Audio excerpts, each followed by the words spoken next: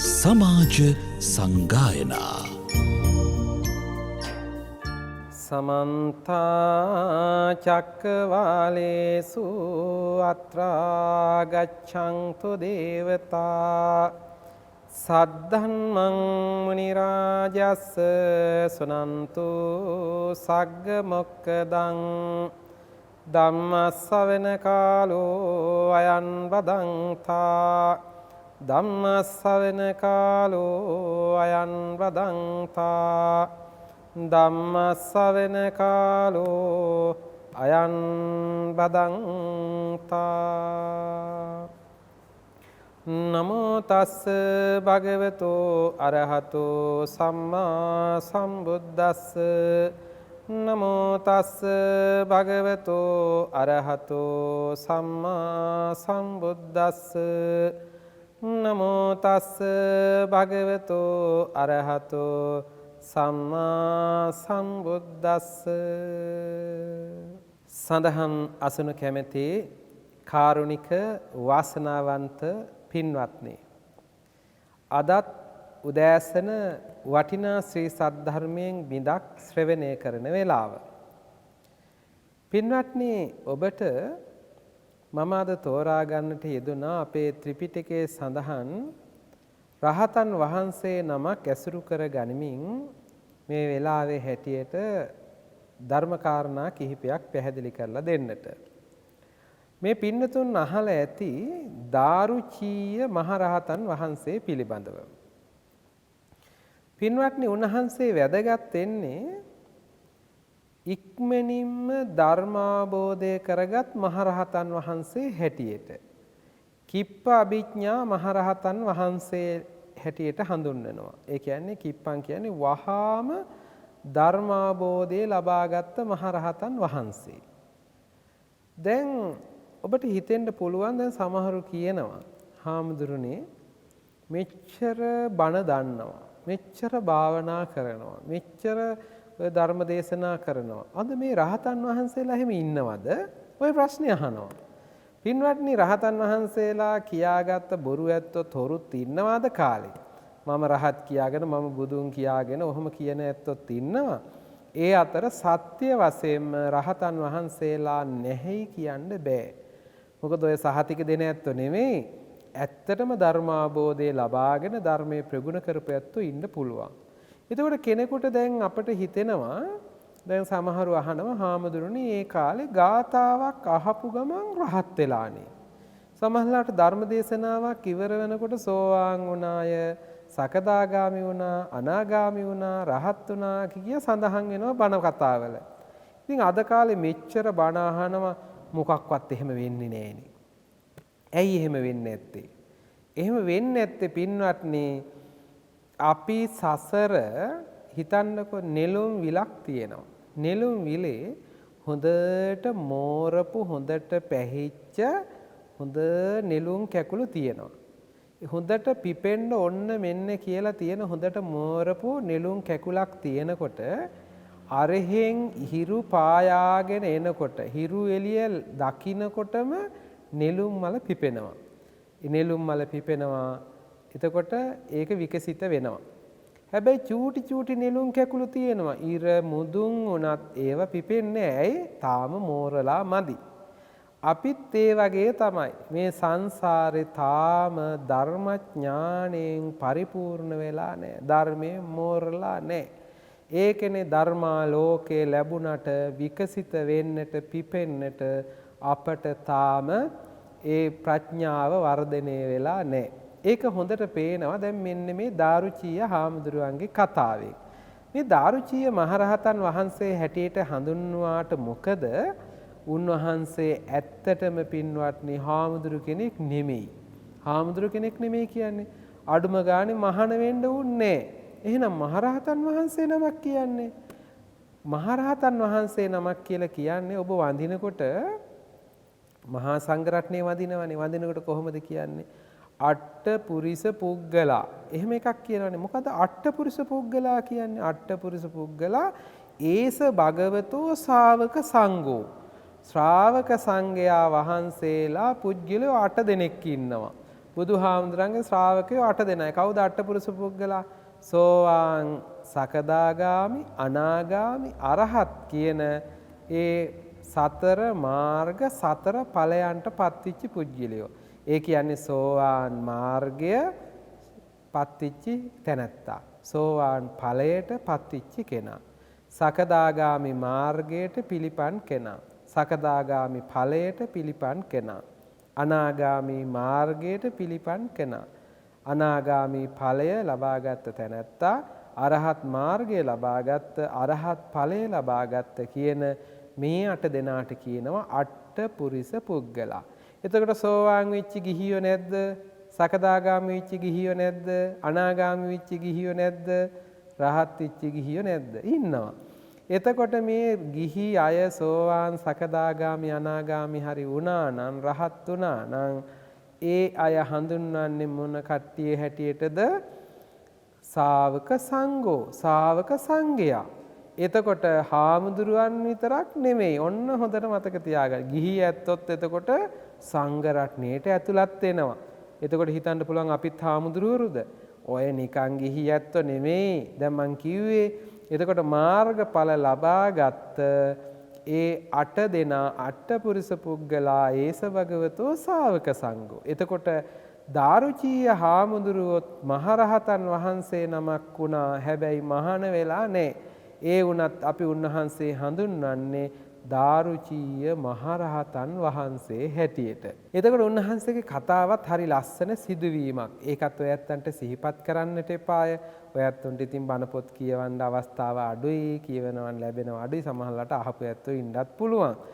කොහොම හරි මේ දාරුචීය හාමුදුරුවෝ ඒ කාලේ මහාන වෙන්නේ නැත්තම් ඉස්සෙල්ලා ගිහියෙක් හැටියට වෙළඳාමේ යනවා. ඉතින් ඔහුගේ මුල් නම මොකක්ද කියලා සඳහන් වෙන්නේ බණ පොතේ. දාරුචී කියන නම ඉන්නේ පස්සේ. මේ තැනැත්තා මුදලාලි කෙනෙක්. මේ මුදලාලි මහත්තයා වෙළඳාමේ යනවා මුහුදෙන්. මුහුදෙන් යන්නේ ඉතින් නැවක නැගිලා යනවා. නැවේ නැගලා යනකොට මොකද වෙන්නේ? හදිස්සියේ කුණාටුවකට අහු වෙනවා. කුණාටුවකට අහු වෙලා නැව කැඩිලා බිඳිලා යනවා. නැව කැඩිලා බිඳිලා ගිලිලා යනකොට අනේ අර නැවේ තිබුණු ලෑලි කෑල්ලක් අල්ලගෙන කොහොම හරි මෙයා ජීවිතේ බේර ගන්නවා. පින්වත්නි, ජීවිතේ බේර ගන්නවා කියන්නේ කොහොම හරි මේ පාවෙලා ඇවිල්ලා ලෑලි කෑල්ලත් එක්ක ගොඩ බිමකට සේන්දු වෙනවා. ඔය මුහුදට මොන කුණු දැම්මත් ඔබ දන්නවා ගෙනල්ලා දානවා ගොඩට. මුහුද කුණු තියාගන්නේ. ඔබ කොච්චර කුණු විසි කරත් කොහෙන් හරි ගෙනල්ලා ආයෙත් කරකවලා ගොඩට දානවා. ඉතින් මෙයත් අර ලෑලි කෑල්ලත් එක්කම ගොඩ බිමට ආවා. ආවට කොහෙද මන් දන්නේ. තැනකට ගොඩ වුණා. එක්තරා භූමියකට ගොඩ වුණා. හැබැයි ගොඩ වෙනකොට ජීවිතේ බේරගත්තට ඇඳුම් බේරගන්න බැරි වුණා. මැරෙන්න යනකොට ඇඳුම් ගැන හිතන්න පුළුවන් ඒ පණ බේරගන්න හදනවා මිසක් එනකොට ඇඟේ ඇඳුම් නැහැ, නිරුවතින් ආවේ. ඉතින් ලැජ්ජයි. එළියට යන්නත් බෑ. ඉක්මනට දුවලා ගිහිල්ලා පඳුරක් අස්සේ හැංගුණා. වටපිට බැලුවා කවුරුත් පේන්නේ නැහැ. බඩගිනි කණ්ඩත් මුකුත් නෑ. දවස් ගාණක් මුහුදේ ඉඳලා ඊට පස්සේ මෙයා කල්පනා කරනවා කෑම ටිකක් හොයාගන්න ඕනි. ඒත් මිනිස්සු අතරට යන්න ඇඳුමක් දාගෙන යන්න පුළුවන් වෙන්න එපා. නිකන් නිරුවතී යන්න බෑනේ. ඕ කල්පනා කරලා කොහොම හරි බැලුවා කැලේ කොහෙන්ද ඇඳුම්. ඊට පස්සේ කැලේ තිබුණු චූටි කෝටු කෑලි කඩලා අරගෙන වැලක් අරගෙන වැලෙන් අර කෝටු කෑලි එකතු කරලා හදාගත්ත ඇඳුමක්. දර වලින් විලි වහගන්න පුළුවන් ආකාරයට යටි කය වැහෙන්න ඇඳ ගන්න පුළුවන් විදිහට ඇඳුමක් වගේ හදාගත්ත ලී කෑලි වලින්. ඊට පස්සේ දැන් මේක ඇඳගෙන ගියා ගම්මානෙට. ගම්මානෙට යනකොට කෑම ඉල්ලගෙන යනකොට ගමේ මිනිස්සු බැලුවා. ඉතින් භාෂාව මොකක් වුණත් ඉතින් ගොළුෙක් වුණත් කණ්ඩ ඉල්ලන හැටි දන්නවනේ. ඉතින් ඉල්ලනකොට මේ මිනිස්සු බලනවා අමුතු එක්කෙනෙක් නේ. මෙයා ඇඳලා තියෙන ඇඳුම මහ පුදුම ඇඳුමක්නේ. හරි පුදුමයි. ඊට පස්සේ මේ ඇඳුම දැකලා කට්ටිය නම දැම්ම දාරුචීය කියලා. ඇයි දර ඇඳුමක් නේ ඇඳලා ඉන්නේ. ඉතින් මේ දාරුචීය කිව්වම දැන් මෙයා බැලුවා කට්ටිය හරි සන්තෝෂෙන් වැඳ කණ්ඩ දෙනවා. මෙයා බැලුවා මේකත් හරි වැඩක් නේ. හොඳ කෑම ಜಾති හම්බ වෙනවා. රස ඒවා හම්බ වෙනවා.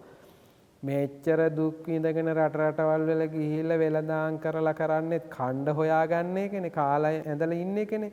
අඳින්න නැති වුණාම මොකද කණ්ඩ තියෙනවනම්. ඉතින් මේ එහෙනම් ඇඳුමක් නම් අඳින්න හොඳ නැහැ. දැන් මෙයා ඉස්සෙල්ලා හිතාගෙන ගියේ ඇඳුමක් ඉල්ලගෙන ඇඳ ගන්නම් කියලා. මෙයා කල්පනා කරනවා ඇඳුම් ඇඳොත් එහෙම කණ්ඩ හම්බ වෙන්නේ නැහනේ. ඒ හින්දා ඇඳුම් අඳින්න ඕනේ මේ දර මිටියම ඇඳගෙන දර ඇඳුමම ඇඳගෙන ඉන්නවයි කියලා තීරණය කළා. ඉතින් ඔය යනකොට දැන් මෙයා කවුද කියලා ඇහුවම කියන්නත් එපාය. ඊට පස්සේ ඉතින් ඒ කාලෙත් ඔය රහත් කියලා මම බුදුන් කියාගෙන මම රහත් කියාගෙන හිටපු ඇත්තෝ ඕන තරම් හිටියා. පින්වත්නි බුදුහාමුදුරුවන්ගේ කාලේ ඔබ අහලා ඇතිනේ බ්‍රහ්මජාල සූත්‍රයේ තියෙනවා දෙසටක් මිසදිටු තිබුණයි කියලා. ඒ කියන්නේ 62ක් ආගම් තිබුණා. ඒ කාලෙත් මමයි බුදුහාමුදුරුවෝ මම බුදුහාමුදුරුවෝ මම රහත් කියාගත්ත ඇත්තෝ ඒ කාලෙත් හිටියා. ඉතින් අද ඉන්න එක අහන්න දෙයක් ඇයි? ඉතින් ඒ කාලෙත් හිටියා අදත් ඉන්නවා. ඉතින් ඊට පස්සේ දැන් මෙයත් ඒ ගොඩටම එකතු වුණා. මෙයා කිව්වා මම රහත් කෙනෙක් කියලා දැන් කට්ටියට ඔය මොනවා හරි ටිකක් බොරු ටිකක් කියලා මෙයා ඉතින් බන දන්න වෙයි. දන්න බනකුත් නැහැ. ඔය මොනවා හරි ටිකක් කියාගෙන කාලා සතුටින් ඉන්නවා. මෙහෙම ඉන්නකොට පින්වත් මෙයාගේ යාළුවෙක් හිටියා දිවි ලෝකේ. දිවි ලෝකේ අපටත් ඉන්නවද යාළුවෝ? ඉන්නවද දන්නේ නැහැ. ඉතින් අපි දන්නේ නැහනේ. කොහොමද යාළුවෝ දිවි ලෝකේ ඉන්නේ? පින්වත්නි මේ ආත්මේ නෙමෙයි. පෙර ආත්මේ යාළුවෙක් මැරිලා ගිහිල්ලා දිවි ලෝකෙ ඉපදිලා හිටියා. ඔන්න හොඳ අවස්ථාවක්. මේකත් මතක තියාගන්න ඕනේ. පින්වත්නි සමහර ඇත්තෝ පින්කම් කරන්න ගියාම සමහරු හරි පින්කමටත් පෙරේතයිනේ. පින්කමටත් පෙරේතයි කියලා කියන්නේ සමහරු ඒකත් ආත්මාර්ථකාමී. සමහරු කියනවා හාමුදුරනේ මේ දායකත්වයේ ඕනි මට තනියෙන්. මට අනිත් අය කවුරුවත් එපා. මට පහම් පූජාවේ දායකත්වයේ ගිලන්පස බුද්ධ පූජාවේ දායකත්වයේ මට තනියෙන් ඕනි. මගේ දානේ දවසට කවුරුවත් පන්සලට දානේ ගේන්න බෑ. මම තනියෙන්ම දානේ ගෙනියන්නේ. මොකද්ද මේ මාන්නේ? මොකද්ද මේ මහාන් තත්ත්වකම? සමහර ඇත්තෝ විහාරස්ථානවල හරි රණ්ඩුත් තියෙනවා. ඉතින් මට මතකයි සයික පන්සලක ඔය වාගේ මම දන්නෙත් නෑ. ඉතින් අපි ওই ධර්ම දේශනා බාර ගන්නකොට සමහරලාට දායකයෝ ඇවිල්ලා ආරාධනා කරනවා. ඉතින් අපිට එක පන්සලද මොකද වස් කාලෙට එහෙම හිතා ගන්න බෑ. එක දවසේ ධර්ම දේශනා 2-3 සිද්ධ කරනවා. ඉතින් ධර්ම දේශනා 100 ගාණක් කියනකොට ඉතින් මතක නෑ මොන පන්සලේද කියලා. එකම පන්සලේ දායක කට්ටිය දෙගොල්ලක් ඇවිල්ලා ආරාධනා කරා කියන්නකෝ. මම දන්නේ ලියාගෙන. අවසානයේ පන්සලේ හාමුදුරුවෝ ලිස්ට් එකක් හදනවානේ කටින පින්කම් කාලේ බණමාලාව. හදාගෙන යනකොට දායක ඇත්තෝ දෙගොල්ලම එක පන්සලේ ආරාධනා කරලා. දැන් ඊට පස්සේ හාමුදුරු කතා කරනවා හාමුදුරනේ දායකයෝ දෙගොල්ලක් ආරාධනා කරලා දවස් 2කට. හාමුදුරු ඉතින් දවස් 2ක් බණ කියන එක හොඳ නෑනේ. එක දවසක් ගමු නේද? මං කිව්වා හොඳයි. එහෙනම් ගන්නයි කිව්වා. මේ දායක ඇත්තෝ එක්කෙනෙක්වත් කැමති නෑ වෙනස් කරගන්න නෑ. මට මගේ දිනේ ඕනි. මට මගේ දිනේ ඕනි. පින්වත්නි අවසානයේ සමගි වුණේම නෑ. අවසානයේ පන්සලේ හාමුදුරුවන්ටත් කරන්න දෙයක් නෑ. මම ඉතින් කමක් නෑ බාරගත් ආරාධනා දෙකටම වැඩම කළා. ඉතින් සති දෙකක බණ දෙකක් කියලා වැඩියා. මට නම් හරි පිළිකුලක් ඇති වුණා. අපේ දායක ඇත්තෝ මෙච්චර මුණ බණ කියෙව්වත් බණ හිතවල නෑ පින්වත්නි. එතකොට ධර්මයේ කියලා කියන්නේ මේ එතනත් අනිත් එක්කනාට වඩා මං ඉද වෙන්න ඕනේ.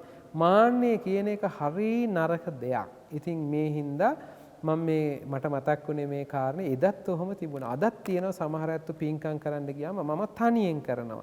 ඒක මෝඩකමක් මිසක්කා හොඳ හැකියාවක් දක්ෂකමක් කියලා මොහොතකටවත් හිතන්න එපා. ඉතින් මේ කතාව කියන්නේ මේ දාරුචීය හාමුදුරුවෝ ඒට ඉස්සෙල්ලා ආත්මික හාමුදුරුවෝ කට්ටියක් එක්කම භාවනා කළා. ඔන්න ඒකයි වැදගත්කම. කට්ටියක් එක්ක භාවනා කරලා රහත් වෙන්න බැරුව මිය ගියා. හැබැයි එක යාළුවෙක් ඉපදුනා භාවනා කරපු හාමුදුරු නම දිව්‍ය ලෝකේ. ඔන්න බලන්නකො දිව්‍ය ලෝකේ ඉපදිච්ච නිසා මේ දාරුචීය එතකොට මහාන වෙලා නැහනේ. අර තැනැත්තාට උදව් කළා. අපිත් මේ සංසාරේ ඉන්නකොට පින්කම් කරනකොට බණ පින්කමකට යනකොට එකතු වෙලා කරමු. සාමූහිකව කරමු. හරි වැදගත්. ඇයි? Tamanට වැරදුනත් තමන්ගේ යාළුවෙක් හරි දිවි ලෝකෙක ඉඳලා හරි බ්‍රහ්ම ලෝකෙක ඉඳලා හරි ඇවිල්ලා උදව් කරොත් කොච්චර වටිනවද? ඒ හින්දා එකතු වෙලා පින්කම් කරන එකෙත් වටිනාකමක් තියෙනවා. ඉතින් කොහොම හරි අර එකට රහත් වෙන්න භාවනා කරපු යාළු හාමුදුරුවෝ දැන් අපවත් වෙලා ගිහිල්ලා දෙව්ලොව ඉපදිලා ඉන්නවා. බැලුවා කො මගේ අනිත් යාළුවෝ ටික. බැලුවම මෙන්න මේ දාරුචීය හාමුදුරුවෝ නැත්තම් අර හාමුදුරු කෙනෙක් හැටියට බොරු රහතන් වහන්සේ කෙනෙක් හැටියට පෙනී ඉන්නවා. ඊට පස්සේ මේ දෙවියෝ වෙස්සලාගෙන ඇවිල්ලා මේ දාරුචියට කියනවා දාරුචිය බොරු කරන්න එපා. ඔබ මතකද සංසාරේ අපි රහත් වෙන්න භාවනා කළා. පින්වත්නි රහත් වෙන්න භාවනා කළා. ඒ ආත්මේ රහත් වෙන්න බැරි වුණා. හැබැයි මැරිලා ගිහිල්ලා ඉපදුනා. සසර ධර්මයේ වැඩලා ධර්මයේ ප්‍රගුණ කරලා හිටපු හින්දා ඒ හැකියාවන් තිබුණා. යාළුවා කියනවා අර යාළු දෙවියෝ කියනවා අන්න අහවල් තැන බුදුහාමුදුරුවෝ ඉන්නවා. ගිහින් බණ ටිකක් අහලා අන්න ධර්මාබෝධය ලබා ගන්න. මෙතන බොරු කර කර ඉන්න එපා. මේක ඇහුවම අනේ බුදුහාමුදුරුවෝ කියන වචනේ ඇහුවම හරි සතුටක් ඇති වුණා. එහෙනම් යන්න ඕනි කියලා දුවගෙන ගියා පින්වත්නි. අර දර ඇඳුම පිටින්ම දුවගෙන ගියා. පන්සලට ගියා බුදුහාමුදුරුවෝ ඉන්න පන්සල හොයාගෙන. පන්සල හොයාගෙන ගිහින් බලනකොට බුදුහාමුදුරුවෝ පන්සලේ නෑ. ඇහුවා කොයි බුදුහාමුදුරුවෝ පින්ඩපාතේ වැඩියා. පොඩ්ඩක් ඉන්න දැන් වඩි. එච්චර ඉවසන්න බෑ පුදුම හදිස්සියක්. දිව්ව පාර දිගේ බුදුහාමුදුරුවෝ හොයාගෙන බලන්නකො හදිස්සිය කියන්නේ මහා පුදුම හදිස්සියක්. බණ අහන්න බුදුහාමුදුරුවෝ දැක ගන්න. හදිස්සිය කියන්නේ පන්සලේ ඉන්නෙත් නැතුව දුවගෙන යනවා. පින්වත්නි බුදුරජාණන් වහන්සේ පිණ්ඩපාතේ වඩිනවා සංවර ගමනින්. වඩිනකොට මෙය දුවගෙන ගිහිල්ලා මේ මිනිස්සයා කියනවා අනේ බුදුහාමුදුරනේ පාරේ මැද වැඳ වැටිලා කියනවා මං ආවේ ඔබ වහන්සේ දැක ගන්න මට හරි සන්තෝෂයි. අනේ බණ ටිකක් කියන්නකෝ බුදුහාමුදුරනේ. මොකද්ද මේ කියන්නේ? පිණ්ඩපාතේ වඩින වෙලාවේ බණ කියන්නලු. බුදුහාමුදුර සිහිපත් කළා දාරුචිය මම දැන් මේ පිණ්ඩපාතේ වඩින වෙලාව ධර්ම දේශනා කරන වෙලාව නෙමෙයි. මෙයාට ඉවසුන්නේ අනේ බුදුහාමුදුරනේ බණ චුට්ටක් කියන්නකෝ මට කොයි වෙලාවෙ හරි ඉතින් අනේ මම මේ දුරින් ඉඳලා ආවේ මං දුවගෙන ආවේ බණ චුට්ටක් කියන්න චුට්ටක් කියන්නකෝ බුදුහාමුදුරනේ. දැන් මේ කලබලේ බණ කියන්නලු. බුදුහාමුදුර දෙවෙනි වතාවක් සිහිපත් කළා දාරුචිය මේ ධර්ම දේශනා කරන වෙලාවක් නොවේ මේ පිණ්ඩපාතේ වඩින වෙලාව. පින්වත්නි ඉවසුන්නේ කලබලයි. ආයෙත් කියන බුදුහාමුදුරනේ මං හරි ආසයි මං කොයි වෙලාවෙ මැරෙයිද දන්නේ මගේ ජීවිතය ගැන මට විශ්වාස නැහැ. ඔබ වහන්සේ හොඳටම දන්නවනේ අපි ඉතින් මේ හින්දා අනේ මට බණ චුට්ටක් කියන්නකෝ. ගොඩක් එපා චුට්ටක් කියන්නකෝ. පුදුම කරදරයක් නේ. හිතන්නකෝ පින්වන්නේ ඒ වගේ කරදරකාරයෝ අදත් ඉන්නවා. සමහර වෙලාවට හිතන්නේ තමන්ගේ වැඩේ විතරයි. සමහරලාට ඇවිල්ලා කියනවා අනේ හාමුදුරනේ මේ අපේ බණක් තියෙනවා කියව ගන්න ඕනේ අපට පූජාවක් තියෙනවා තියා ගන්න ඕනේ. සමහරලාට මේ ඒ වෙලේ ඇවිල්ලා කියනවා හාමුදුරනේ පූජාවක් තියෙනවා තියා ගන්න ඕනිලු. ඉතින් හාමුදුරුවෝ සමහරලාට බැලුවම කොහේ හරි වඩින්න ලැහැත්ති. මේ මහත්වෝ මම මේ වැඩකට වඩින්න හදන්නේ එළියට වඩින්න හදන ධර්මදේශන අනේ හාමුදුරනේ මේක චුට්ටක් තියලා යනකො විනාඩි 5න් තියලා යන්නකො. ඉතින් හිතන්නකො පින්වන්නේ සමහරලාට කලබලේ ඇවිල්ලා කියනවා. සමහර දාට අපිත් අපහසුතාවයටපත් වෙනවා. සමහර වෙලාවට අපි මේ කොහේ හරි වඩින්නේ කියලා වෙලාව අපි හදාගෙන වඩින්නේ දැන් පටිගත කිරීමකට වෙන්න පුළුවන් කාර්යාලයට වෙන්න පුළුවන් එළියට බහිනකොට දුවගෙන ඇවිල්ලා අනේ හාමුදුරනේ මට පොඩ්ඩක් හම්බෙන්න පුළුවන්ද මේ චූටි ප්‍රශ්නයක් කියන්න දෙන්න චූටි ප්‍රශ්නේ තප්පරෙන් නෙමෙයිනේ කියන්නේ සමහරවිට පැය ගණන් කියන්න බලාපොරොත්තු වෙන්නේ එයාට චූටි. ඉතින් එහෙම එතකොට ප්‍රශ්නයක් හාමුදුරන්ට කියන්න වෙලාවක් නැද්ද? තියෙනවා. ඒකට අපේ හාමුදුරුවරුත් අද කාර්ය බහුලයිනේ. ඔය ඇත්තන්ට කරුණාවෙන් මේක කියන්න අමනාපෙන් නෙමෙයි සමහරට ටෙලිෆෝන් කරලා සමහර වෙලාවට ඔය ජංගම දුරකථනයට සමහරට කතා කරලා හාමුදුරනේ පොඩි ප්‍රශ්නයක් තියෙනවා කතා කරන්න. සමහරලාට කියනවා මම මේ වැඩක ඉන්නේ තව ටිකකින් ගමුකම නෑ හාමුදුරනේ චූටි එකක්. එයාට හදිස්සි.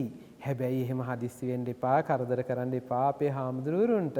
මොකද විවේක වෙලාවක හාමුදුරන්ට විවේක තියෙන වෙලාවක් කියන්න. මම ඒ වෙලාවට දුරකථනය ගන්න. නැත්තම් ඇවිල්ලා මුණ ගැහෙන්න. හාමුදුරන්ට පූජාව තියන්න පුළුවන් කොයි වෙලාවෙටද? පොඩ්ඩක් අහලා බලලා එහෙම කරනවා නම් බොහෝම වටිනවා. ඉතින් මේ දාරුචීයටත් උනේ මොකද පුදුම හදිස්සියක් බණ අහන්න. පින්වත්නි තුන් වතාව බුදුහාමුදුරුවෝ සිහිපත් කළා. ඒත් බණ ටිකක් කියන්නම කියනවා. බුදුරජාණන් වහන්සේ චූටි ධර්ම දේශනාවක් කළා. මේ පාරේ පිණ්ඩපාතේ වඩින ගමන් හිටගෙන වාඩි වෙන්න පුටු තියෙනවයි. ඔහුට කියනවා දිත්තේ දිත්ත මත්තම් භවිස්සති සුතේ සුත මත්තම් භවිස්සති. දාරුචීය දැක්ක දේ දැක්ක විතරයි. එතකොට ඇහුණු දේ ඇහුණ විතරයි.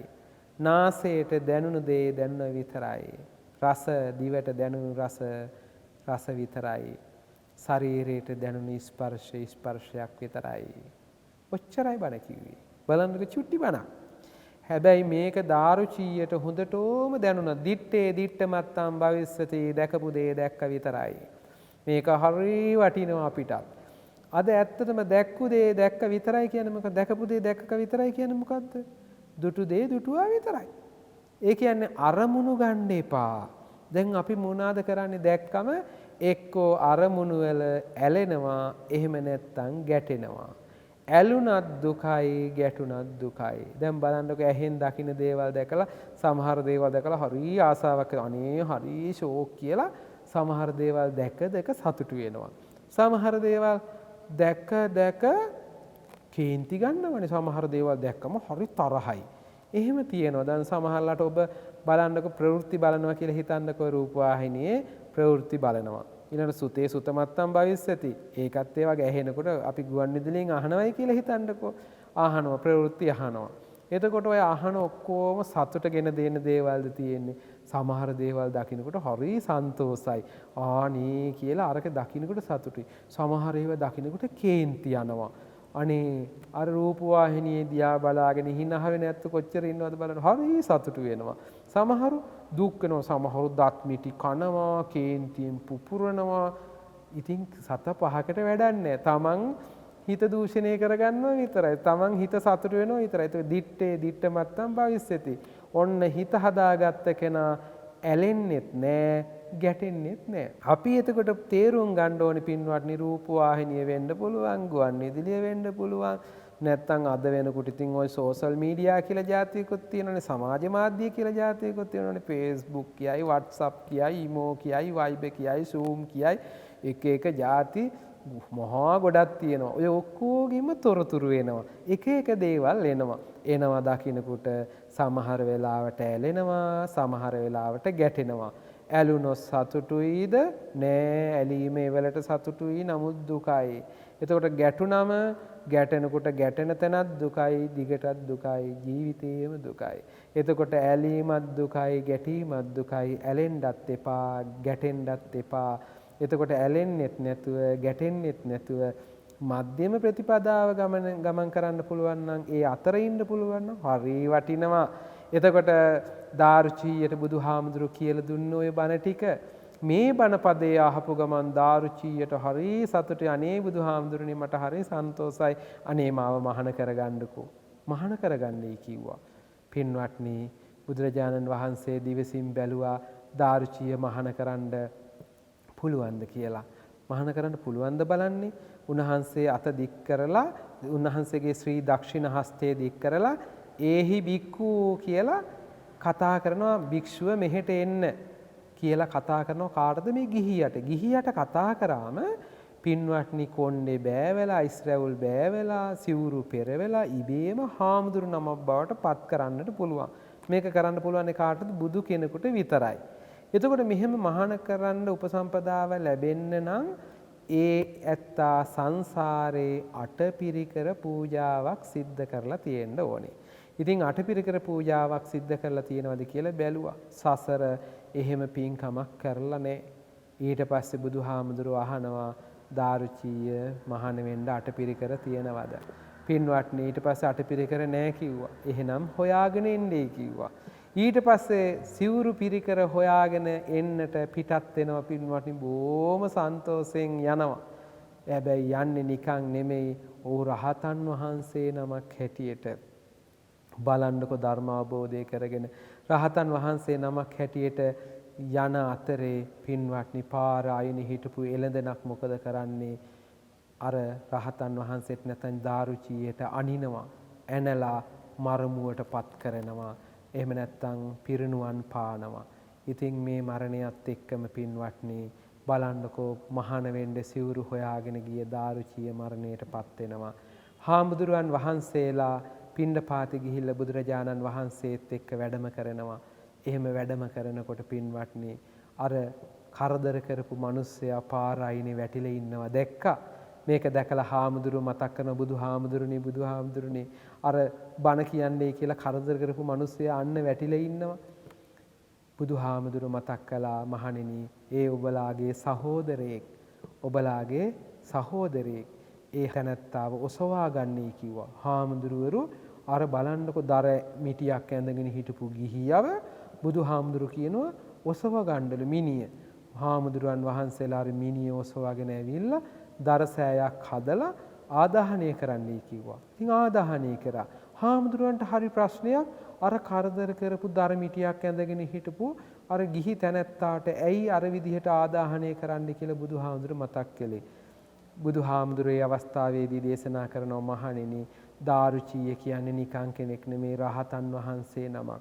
උන්වහන්සේ මේ බණ පදයක් අහලා දිත්තේ දිට්ඨමත්තම් භවිෂති මේ ඇහුවදී ඇහුව විතරයි කියලා මේ කියපු චූටි බණ පදේ අහලා ධර්මාබෝධය ලබාගෙනයි පිරිනුවන් පෑවේ නිකම්ම නෙමේ. එතකොට එළදෙනක් කියන්නේ සසර පවකුත් තිබුණ පින්වත්නි කරපු අකුසල කර්මයක් නිසා පිරිනුවන් පාන්නට සිද්ධ වුණත් හැබැයි ධර්ම අවබෝධය කරගෙනයි පිරිනුවන් පෑවේ.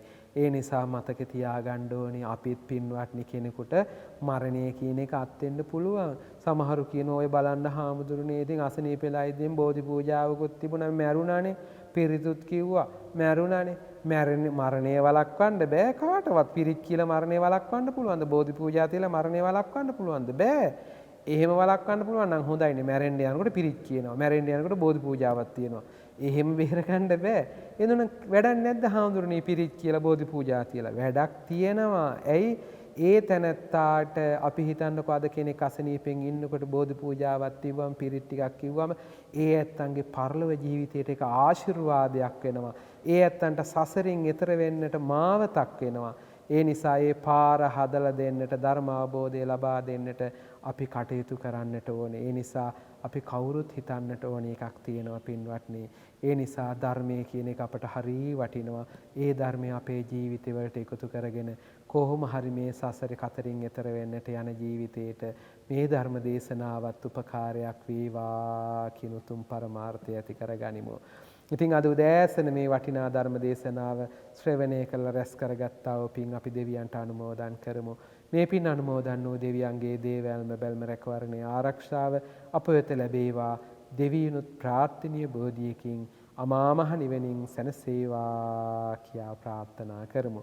ඒ වගේම අප හැමදෙනා නමින්ම වර්ග පරම්පරාවේ මිය ගියා වූ සියලු ඥාතීන්ටත් මේ පින් අත් වේවා. මේ පින් අනුමෝදන් වූ ඥාතීන් සුඛී සුවපත් භාවයට පත් වේවා. ප්‍රාර්ථනීය බෝධියකින් අමා මහ නිවනින් සැනසේවා කියා ප්‍රාර්ථනා කරමු. ඒ වගේම ඔබට නිවෙස්වල සිට මේ වටිනා ධර්ම දේශනාව ශ්‍රවණය කරන්නට දැක ගන්නට මහඟු අවස්ථාව උදා කරලා දුන් හිරු රූපවාහිනී මාධ්‍ය ජාලයේ සභාපතිතුමන් ඇතුළු කාර්ය මණ්ඩලයේ පින්වත් හැම දෙනාටත් නිවෙස්වල සිට බණ ඇසූ ඔබ හැම දෙනාටත් අපේ ආදරණීය දෙමව්පිය දූදර සහෝදර සහෝදරියන් ඥාති හිතයිසි හැම දෙනාටම මේ පින් අත් වේවා. මේ පිනේ බලයේ ශක්තියෙන් කරන කියන රැකී ආරක්ෂාදී කටයුතු වෙලෙහෙළ දාම් කටයුතු ගොවිතැන්පත් කටයුතු දරුවන්ගේ අධ්‍යාපන කටයුතු ආදී සියලු යහපත් කටයුතු දිනෙන් දිනම සාර්ථක වේවා. කායික පීඩාවක් ඇති නොවේවා. මානසික පීඩාවක් ඇති නොවේවා. යහපත් වූ සිතන සිතුමන් පතන පැතුමන් ඊට වූ වාසනාවන්ත ජීවිතයක කෙලවර සංසාර දුකින් අත් මිදී නිවනින් සැනසෙන්නටත් මේ රැස් කරගත්තා වූ පින්කම පාරමිතාවක්ම වේවා කියා ප්‍රාර්ථනා කරමු.